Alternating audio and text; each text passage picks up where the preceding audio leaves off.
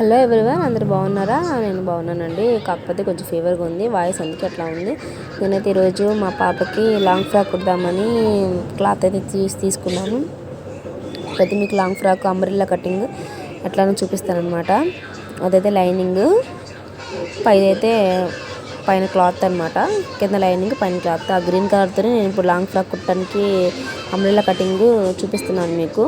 మనం దాన్ని కోన్ షేప్లో వేసుకోవాలి. క్లాత్ 4 ఫోల్డింగ్స్ ఉండాలండి. 4 చూసుకోవాలి. మనం మడత వేసుకున్నప్పుడు ఫోల్డింగ్ వేసుకున్నప్పుడు 4 ఉన్నాయి చూసుకొని కోన్ షేప్గా వేసుకోవాలి. సమోసాలు చేసే వాళ్ళకైతే ఈ షేప్ చాలా చక్కగా వస్తుందండి. కోన్ షేప్ వేసుకొని మనం కట్ చేసుకోవాలి నీట్గా. ఆ టైప్లో వేసుకోవాలి ఫోల్డింగ్ అనమాట. మనకి అది పైనకి వేసుకుంటే మనకి ఎక్కడ జాయింట్ పడుతుందో కొంచెం అర్థమైంది. అది కిందకి వెళ్ళిపోయింది అనుకో మనకి అర్థం కాదండి. మా అమ్మాయి పొడవు అయితే పైనుంచి పైన బాడీకి అయితే 13 ఉంది, 12.5 ఉంది. నేను 14 పెడతాను. ఇదేమో కింద వరకు మనం 6 తన నడుము ఎంత చూసుకొని నడుము బట్టి మనం తీసుకోవాలి. నేను 24 పెట్టి ఇదైతే ఆల్రెడీ కుట్టిన ఫ్రాక్ ఇది. దాని ఆది ప్రకారం నేనైతే ఇప్పుడు కుట్టడానికి ట్రై చేస్తున్నాను. బాడీ పైన బాడీ అయితే నెక్ చూసాను. ఇప్పుడు బాడీ అయితే 12.5 ఉంది. అక్కడ నుంచి అయితే మొత్తం అయితే 28 ఉంది. 28 ఉందండి. దాని ప్రకారం మనం ఉన్నదానికి 1 ఇంచ్ 1.5 ఇంచు అలా పెట్టుకుంటే ఖర్చులు పోయి మిగిలిన కరెక్ట్గా వస్తుంది. మనకి చాలా ఈజీగా కుట్టుకోవచ్చు.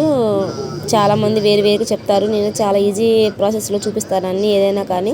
ఇక్కడ నుంచి ఎక్కువగా కటింగ్ స్టిచ్చింగ్ వీడియోసే పెడదాం అనుకుంటున్నాను. ప్లీజ్ నన్ను సపోర్ట్ చేస్తారనుకుంటున్నాను అనమాట. వీడియో లైక్ చేసి షేర్ చేసి సబ్స్క్రైబ్ చేసుకోండి. నన్ను ముందుకు పంపిస్తారని అయితే ఆశిస్తున్నాను. నేను వీడియో మీకు చాలా నచ్చింది అనమాట. చాలా అర్థమయ్యేలాగా చూపిస్తాను మీకు. నేనైతే 7 పెట్టుకున్నాను. 7.5 పెట్టుకోవాలండి. కరెక్ట్గా 7 అయితే పెట్టుకోకూడదు మనం, ఎందుకంటే అది మనకి కర్వ్ షేప్లో రావాలి. చూసారా, కోన్ షేప్లోనే వేసాను నేను. కర్వ్ షేప్లో వస్తేనే మనకి స్టిచ్చింగ్ నీట్గా వస్తుంది. స్ట్రైట్గా అయితే మనం పెట్టుకోకూడదు. పైనుంచి మొత్తం 7 ఉందా లేదా చూసుకోవాలి. నేను 7.5 పెట్టా కదా, మనకి అది రౌండ్ తిరిగేటప్పటికి 7కే వస్తుంది. నేనైతే కింద వరకు అయితే 29 పెట్టాను. 27.5 28 ఉంది మా పాపది, అందుకని 29 or 30 అలా పెట్టాను నేను. చాలా ఈజీగా చూపిస్తాను.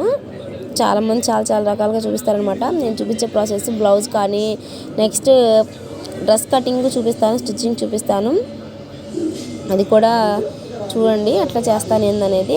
అది ఆ టైప్ అయితే మనం 28 పెట్టుకుంటే మనం 7 పెట్టుకున్న దగ్గర నుంచి మొత్తం 28 ఉండేలాగా మనం రౌండ్ షేప్ చూసుకోవాలి.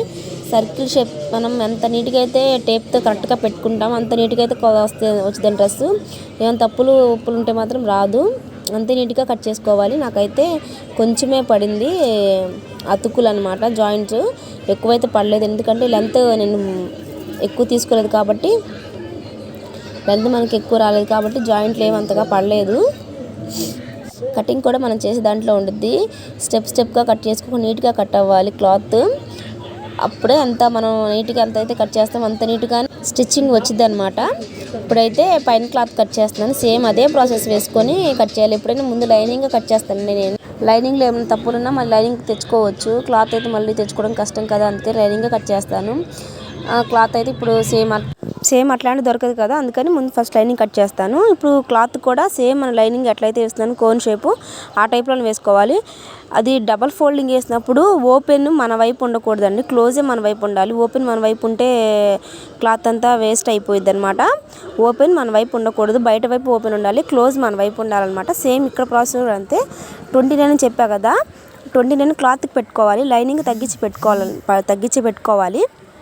నేను లైనింగ్ 25 పెట్టాను. మామూలుగా అయితే దీనికి 29 పెట్టాను అనమాట. సేమ్ అట్లాగే మనం పైన 7 పెట్టుకొని అక్కడి నుంచి ఇక్కడికి 29 చూసి పెట్టుకున్నాను. మొత్తం రౌండ్ అంతా 29 వచ్చేలాగా మొత్తం మన టేప్తో పైనుంచి కింద సర్కిల్ చూసుకొని సర్కిల్ షేపు అట్లానే తీసుకోవాలి. అంత మనం నీట్గా కట్ చేస్తే అంత నీట్గా అంబ్రెల్లా కటింగ్ ఫ్రాక్ వస్తుంది. ఇదండి కటింగ్ అయితే.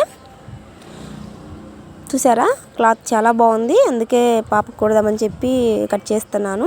ఇప్పుడు నెక్స్ట్ అయితే బాడీ కటింగ్ చూద్దాము. బాడీ అయితే మా పాపకి 13 ఉంది. లైనింగ్ అయితే కట్ చేసేసాను 13 పెట్టి. ఇప్పుడు క్లాత్ మీద కట్ చేస్తున్నాను. షోల్డర్ ఏమో 2.5 తీసుకున్నాను. నెక్ ఏమో 2 తీసుకున్నాను.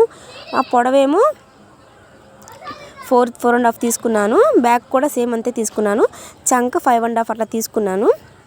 ప్రాసెస్ మాత్రం ఇట్లాగా కట్ చేసుకున్నాము, అయిపోయింది. నెక్స్ట్ ఇప్పుడు హ్యాండ్స్ చూద్దాము. హ్యాండ్స్ 3/4 వస్తాయో లేదో చూద్దామని చెప్పి చూశాను, వచ్చేలాగే ఉన్నాయి, అందుకని 3/4 కట్ చేశాను అనమాట.